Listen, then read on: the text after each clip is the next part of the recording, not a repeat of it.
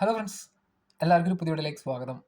So നമ്മൾ നന്ദനെ കുറിച്ചാണ് ഈ വീഡിയോയിൽ സംസാരിക്കാൻ പോകുന്നത്. കാരണം എനിക്കെന്തോ എന്നെ സംബന്ധിച്ചിടത്തോളം കോൺഫിഡൻസ് നമ്മൾ ലൈഫിൽ തീർച്ചയായും വേണ്ട ഒരു സംഭവം തന്നെയാണ്. കാരണം കോൺഫിഡൻസ് ഉണ്ടെങ്കിൽ മാത്രമേ നമുക്ക് നമ്മൾ ആഗ്രഹിച്ച ഒരു എന്താ പറയുക ലെവലിലേക്ക് നമുക്ക് എത്തിപ്പെടാൻ ഉള്ളൊരു കോൺഫിഡൻസ് തീർച്ചയായും നമുക്ക് വേണം എന്ന് വിശ്വസിക്കുന്ന ഒരു വ്യക്തി തന്നെയാണ് ഞാൻ. പക്ഷേ ഓവർ കോൺഫിഡൻസ് നല്ലതാണോ എന്നാണ് എൻ്റെ ഒരു ചോദ്യം ഇവിടെ. കാരണം എനിക്ക് നന്ദനയുടെ ആറ്റിറ്റ്യൂഡിലും അല്ലെങ്കിൽ സംസാര രീതിയിൽ നിന്നൊക്കെ എനിക്ക് എന്തോ ഒരു ഓവർ കോൺഫിഡൻസ് ആയി ബിഗ് ബോസ് ഹൗസിലേക്ക് പോകുന്നത് പോലെയാണ് എനിക്ക് തോന്നിയത്. മേ ബി അത് എനിക്ക് എൻ്റെ മാത്രം ഒരു കാഴ്ചപ്പാടിൽ വന്ന ഒരു തോന്നലായിരിക്കാം. എനിക്കറിയില്ല.